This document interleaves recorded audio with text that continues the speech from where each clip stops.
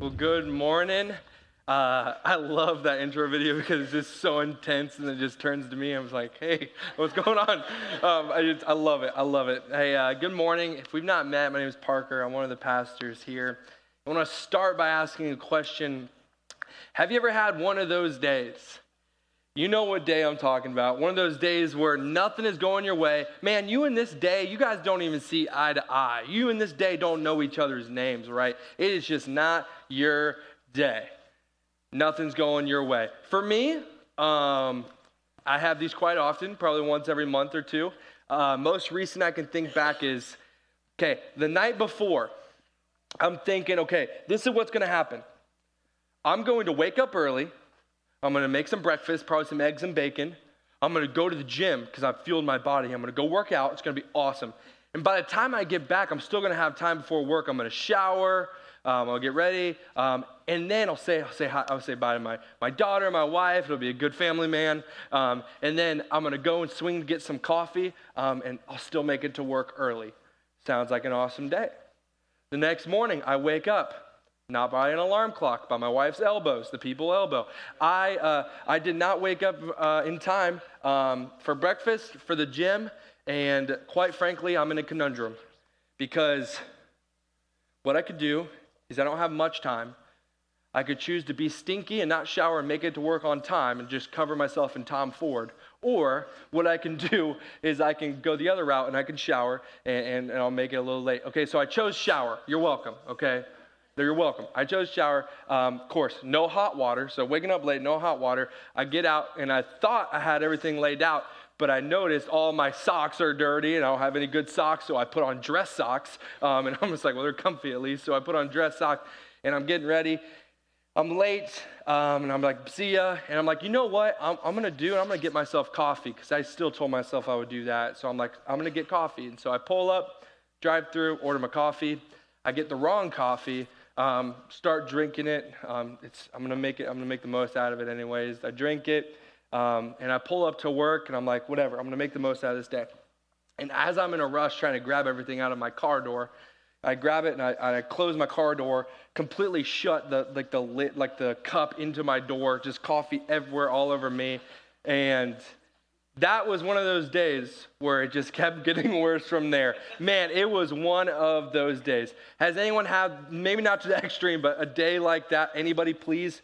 Maybe a hand would help if you said me. Yes? Oh, I witnessed it. I'm so glad you agree with that because I am crazy, but that's good to know I'm not that crazy, okay? Over the last week and in the course of the summer, we've been over this series in Revelation where Jesus is writing through the Apostle John to 7 different churches in Asia. All right, 7 different letters directed to 7 different churches. Okay, and so today, we're going to cover a church that's completely different than any church we've covered so far, and that is the Church of Philadelphia. Now, if any of you are thinking, Philadelphia, I'm familiar with this church. Got a playground. I play there most of my days. I'm chilling out, maxing, relaxing, all cool, shooting some b-ball. If you're thinking that, Philadelphia, you're wrong. I'm sorry. I love where your heart's at. But it's Philadelphia in Asia Minor, which is modern-day Turkey. Okay, that is where this is located, okay? And it is Philadelphia, Asia Minor area. And speaking of if you've ever gone through one of those days, man, Jesus is writing to this church of Philadelphia, and if he was to ask, hey, have you ever felt like you're going through one of those days it's not your day? Every single person would be like, yep, every day is that day for me. Every day is that day for me. That church of Philadelphia is going through it. But here's a really cool thing that sets this church of Philadelphia apart from any other church that's been written to in Revelation.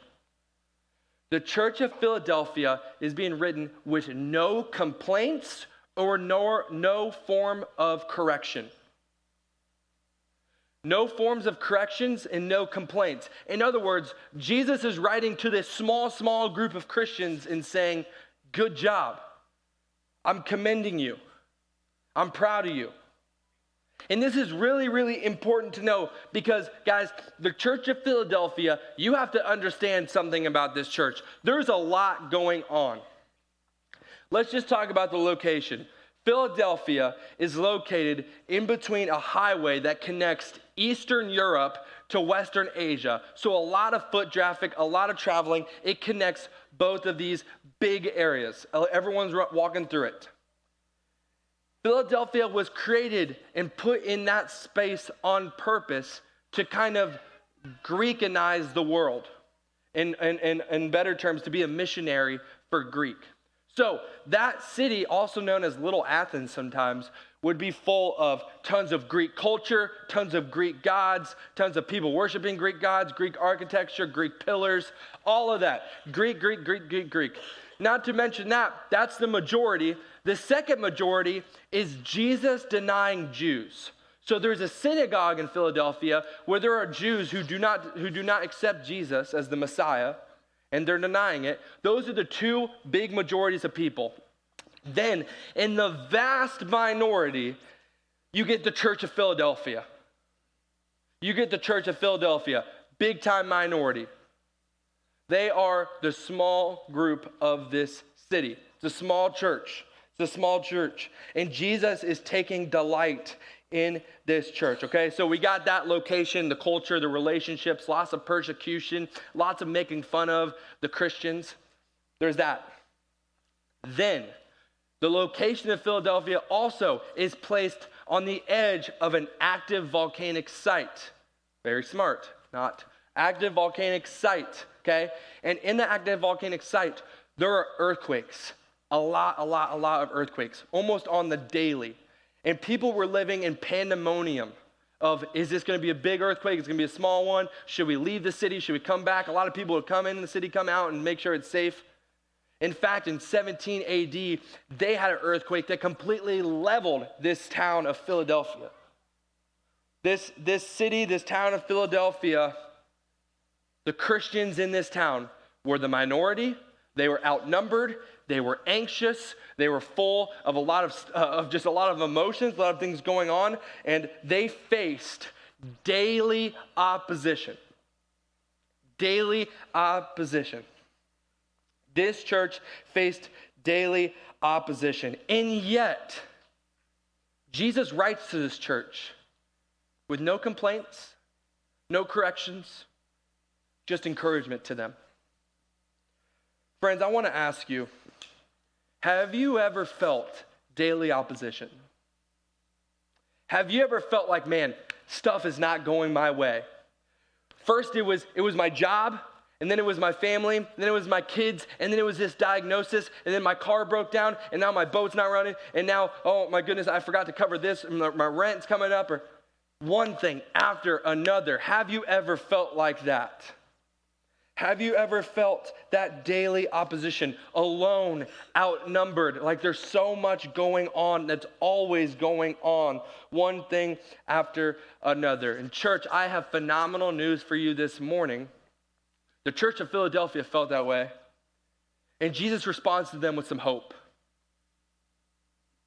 And we see something. We see that how we respond to our daily oppositions, how we respond to challenges, to hard times, how we respond in our everyday, just feeling like we're going through the motions, one thing after another, how we respond to that matters.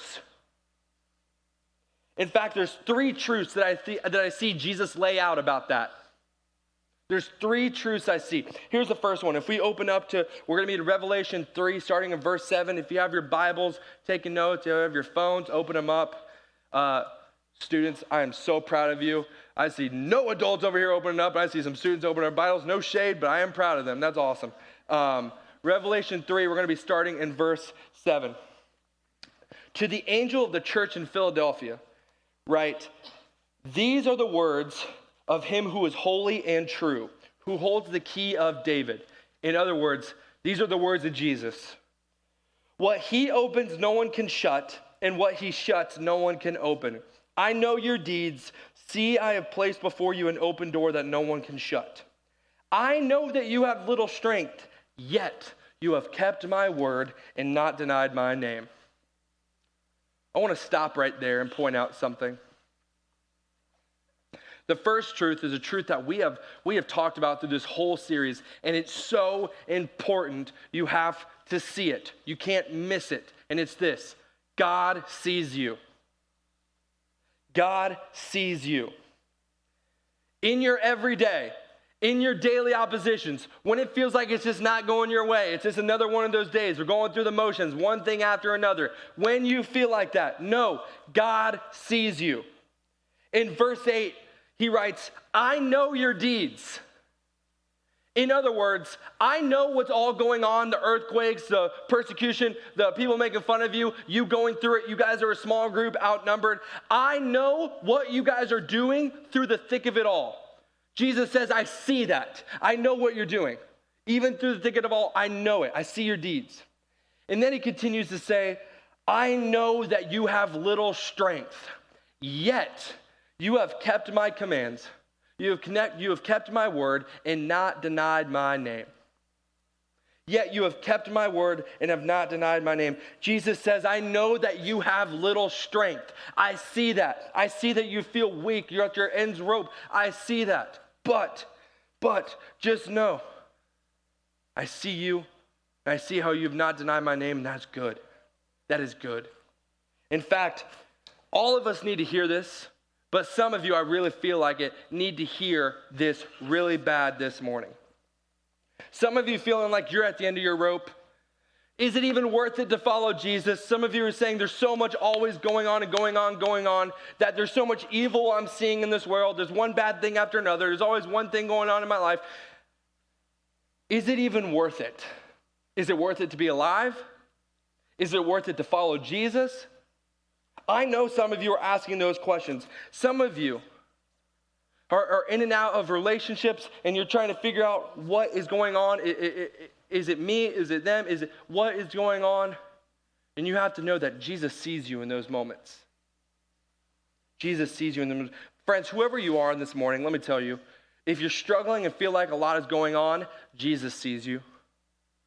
If you're questioning if it's worth it, Jesus sees you. If you feel like it's just one thing after another and you're all alone right now, Jesus sees you. If it's your first time to church or your first time or one of your first times you're starting to question if this Jesus thing, if this idea that there's a creator God who's out there who created me and he has a purpose for me and that I'm supposed to be here on this earth, I'm not an accident. If you're wondering those things and questioning, is that true? Jesus sees you in that moment. Jesus says, I love you. And man, as I was going through this text, praying about it, I came with a conclusion. As humans, I don't think it's nice to be seen. Hear me say this. I think it's a necessity to know that we're being seen. Everyone in here, I truly believe that we are hardwired to know that we are being seen and appreciated. Let me explain to you what I mean by that. Think back to your job, your boss at work. You're busting your tail. You're going in early, you're staying late, you're picking up all the hours. You're leading this, you're leading that. You need to know that you have a boss that is going to see you and appreciate you and say, I see what you're doing. Good work. Here's next step. You need to know you're being seen. Think back to sports. You're not getting much playing time. Coach says you need to do this, this, and this. You need to put some work in the off season. So in the work in the off season, you get trained by someone. You're going to practices early. You're staying late. You're asking questions. You're curious. You're growing. You're getting better. You're getting better. You know the plays better. You need to know that coach is paying attention and seeing you because you're working your tail off. Or maybe you're not doing too hot. You're not doing well. You're not okay. In fact, I can't remember the last time you smiled. You're not okay. You're usually all bubbly and personality as that, and right now I don't see you as that. I don't feel that way. You're not acting like yourself. You know what you need in that moment? You need to know that somebody is going to see you and say, hey, you're not acting the same. Is everything okay? What's going on here? You okay? I see you. We as humans are hardwired to know that we are being seen. It's not, oh, it's nice to be seen. It's a necessity to know we're being seen. And the creator God, the creator of the universe, the claps are awesome. It lasted 2 seconds. No, you're great. The creator God sees you. But here's something that's super important. You guys need to take this in real quick. There was a quote by an 1800s, a 19th century writer. His name's Henry David Thoreau, famous novelist back then. He says this: "It's not what you look at that matters." Hear this. It's not what you look at that matters. It's what you see. It's not what you look at that matters. It's what you see. Some of you may be like, Parker, great. You're telling me that when I'm going through this, when I'm struggling, that somebody's watching me? Awesome. Parker, you're telling me that the creator God is looking my direction? Awesome. Doesn't help me. You're missing the point. When I say God sees you, can I tell you what God sees? Let me remind you, church, this is what God sees. You said, man, I feel weak. I feel like I'm at my end rope. I don't know how I'm going to do it. You know what Jesus sees? Jesus sees you and says, I love you, and my power is made perfect in your weakness. 2 Corinthians 12. When you feel like you're not good enough for this, you're never going to be as good as this person or your neighbor, you're never going to make enough money, and you feel just like you're just discouraged, Jesus sees you and says, hold on. You are exactly who you're supposed to be. In fact, you are my masterpiece. You are my handiwork. Ephesians 2:10. No, I don't just see a human, I see my masterpiece. You were created exactly who you're supposed to be, and I see you, my masterpiece. When you feel like, man, I'm alone, I'm outnumbered, I don't know if I'm cut out for this whole Jesus thing. I'm alone in my family on this. My friends, they don't do this. I don't know if I can do this. Jesus says, no, look at me. I see you, and you are set apart. Jeremiah 1:5. When Jesus sees you, he sees someone that is feeling like, oh, I'm not good enough, I don't have enough worth. Jesus sees someone who is made in the image of God, Genesis 1, who is formed in their mother's womb, and he has known them in their mother's womb before they were created, and is fearlessly and wonderfully made, Psalm 139. Church, when Jesus sees you, he sees his special possession, 1 Peter 2. You want to be reminded what he's looking at? It's not what he's looking at matters, it's what he sees. And let me tell you something this morning. The creator God is seeing a masterpiece. You are loved. You are worthy. And in your daily oppositions, in those moments every day when you feel like you're going through the motions, just know you're being seen. And we know it's not just nice to be seen. It's a necessity to know we're being seen because it's hard down here on earth. It's hard down here on planet Earth. Friends, I got more good news. This letter to the Church of Philadelphia tells us that God is not only seeing us, but he's going to do something about it. And I wanted to say it like that because it just felt very Danville of me. I could have easily been like, yeah, God's going to act on it. But no, I just came from the fair. God's going to do something about it. You know what I mean? God's going to do something about it. And I spit or something. Whatever. That's just in my head. God's going to do something about it. If we keep reading Revelation 3, verses 9 and 10, it says, I will make those who are the synagogues of Satan, who claim to be Jews, though are not, they are liars. That's talking about the Jesus-denying Jews. I will make them come down and fall at your feet and acknowledge that I have loved you. Since you have kept my command to endure patiently, I will also keep you from the hour of trial that is going to come on the world to test the inhabitants of the earth. A lot of big words there, but there's some really, really big truths there too. In your daily oppositions, in your struggles, every day, know this. God is going to do something about it. Isn't it good? No. Especially as guys. Girl, you know what? Everybody for this, because I've learned this. It's good to know that something's going to be taken care of, yes? Oh, you're going to do that? Okay, something off my list. Okay, boom. Here's something that's good for me to know I want it taken care of, okay? Let me paint you a picture.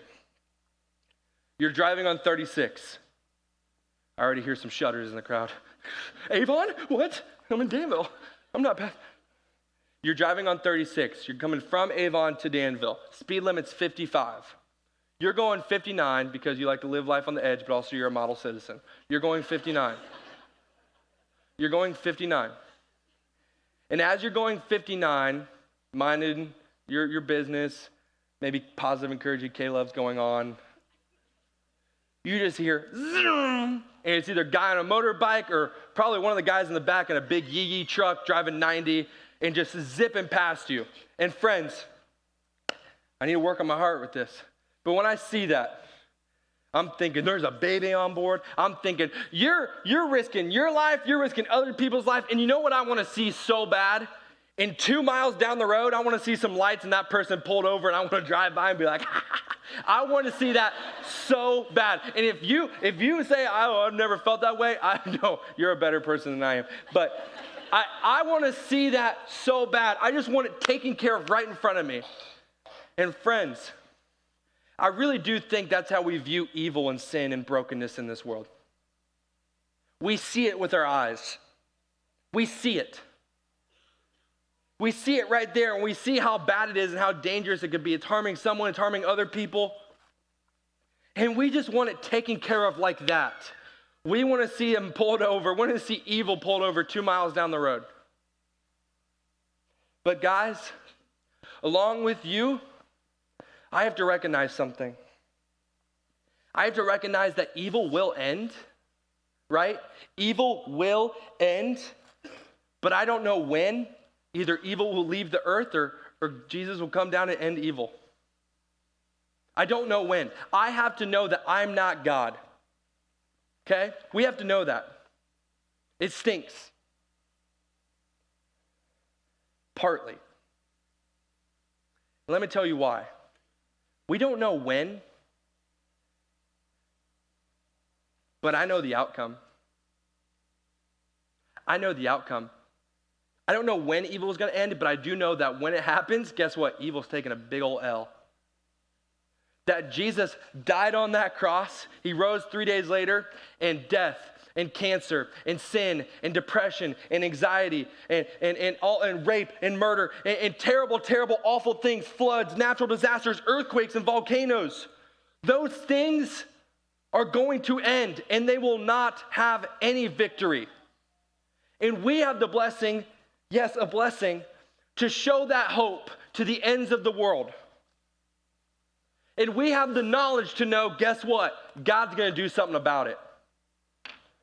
This piece of scripture tells us that God's going to do two things about us. It says that evil will come to an end, justice will prevail. Evil will come to an end, justice will prevail. Because it tells us that I will make those who are of the synagogue of Satan, the sinners, I will make them come down and fall at your feet and acknowledge I love you. Trust me, justice will be served. Evil will end. It has no victory. Justice will be served. It will prevail. But here's the other thing. The other thing Jesus is going to do, he's going to stand on business with, is he is going to protect you forever. He will protect you forever. You put your faith in Jesus, he will protect you forever. He will end evil, and he will protect you forever. This is what verse 10 says. It says, since you have kept my command to endure patiently, since you have kept my command, I will also keep you from the hour of trial. I will keep you. Guys, this isn't a private book club. This is an open invitation to put your faith in Jesus. You put your faith in Jesus, and he promises to protect you. He sees us. He sees the brokenness and evil in this world. Church, we have to know this. Listen, God's going to do something about it. Justice will prevail. Evil will end. We know the outcome. Amen? Amen? We know the outcome. And when we put our faith in Jesus, he will protect us forever. And that's great, great, great news. Maybe for you, it's the stuff you hear on the news. You're hearing cases, you're hearing diagnosis, you're hearing floods, you're hearing natural disasters, you're hearing murders, and you're like, it's one thing after another. This is awful. You have to know that God is full of mercy and love, but that evil will be judged swiftly. Many for you, it's in your daily walk. It's hard because you've made mistakes. And you're like, I don't know if a God can truly love me, because guess what? The things that people are saying are evil. I used to be that person, part of that. I used to partake in that. I have a messy past.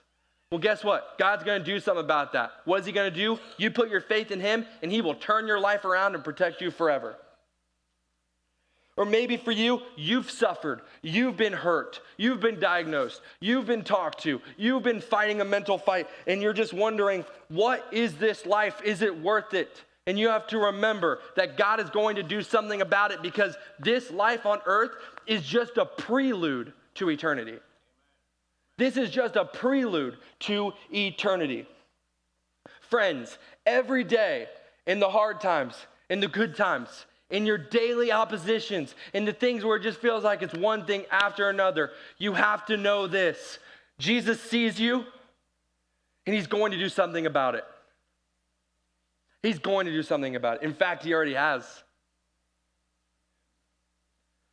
Final thing, final truth. This is so big for you guys to know. For me to know. I'm talking to myself. Jesus, speak to me here. Hold on. Hold on. Hold on. Let's finish out this letter. Verse 11. I am coming soon. Hold on to what you have.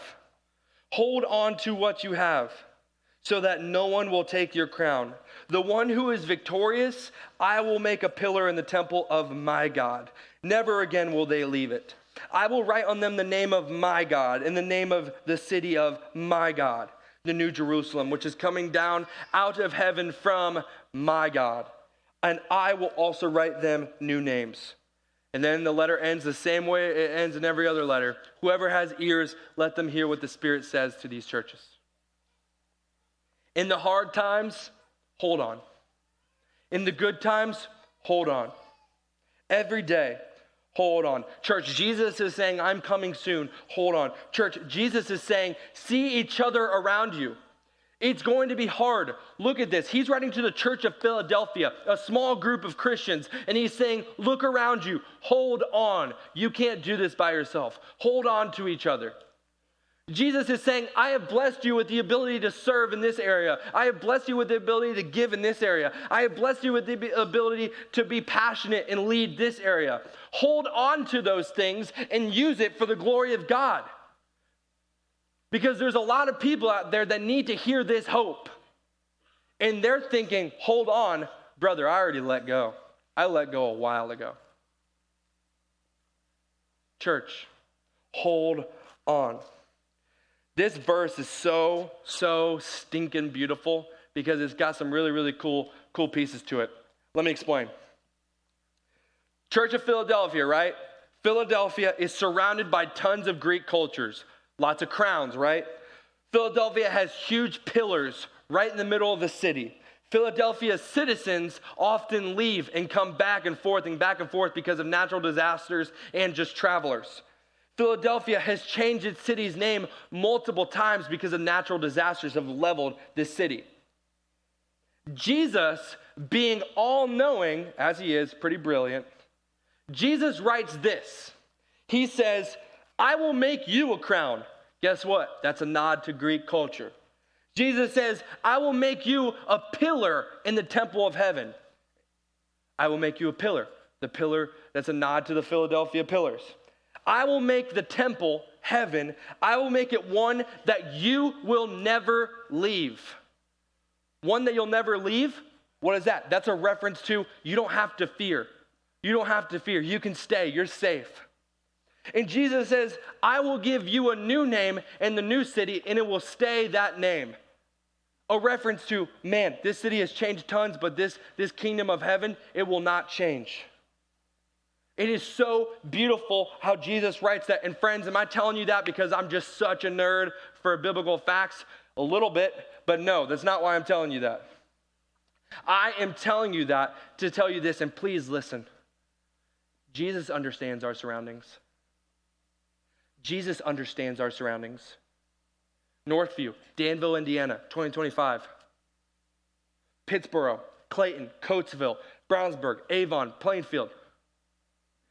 Wherever you are, Jesus knows your surroundings.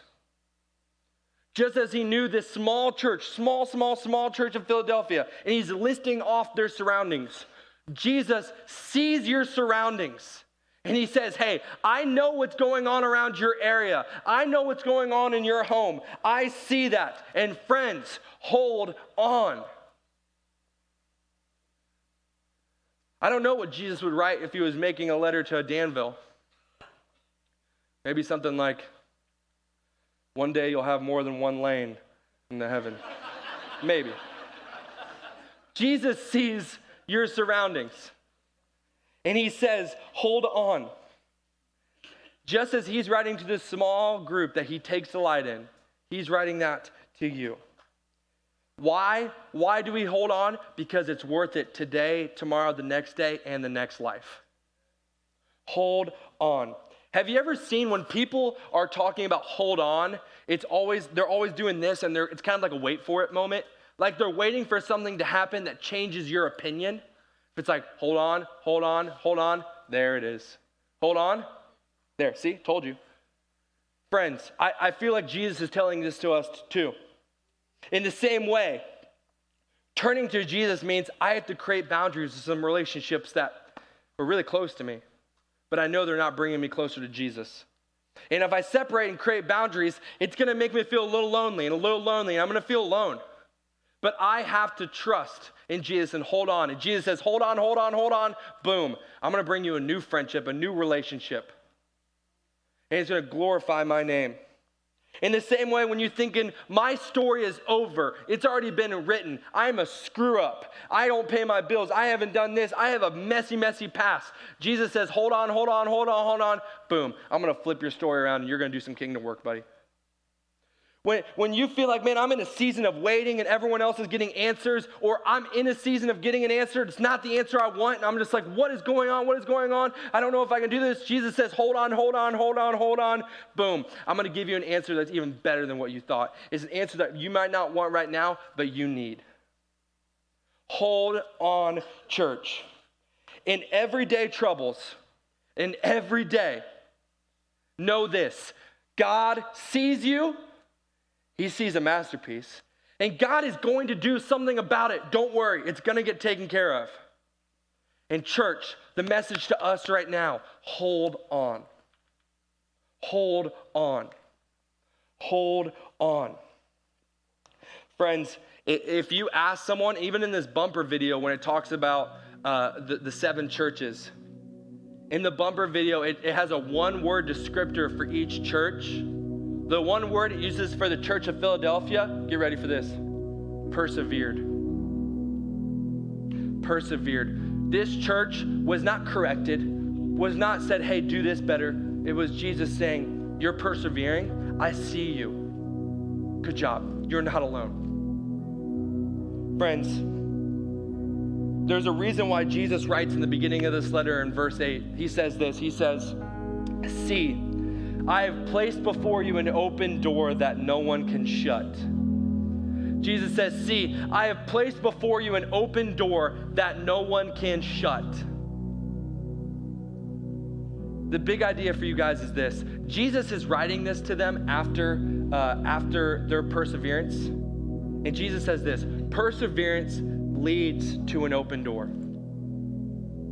Do you catch that?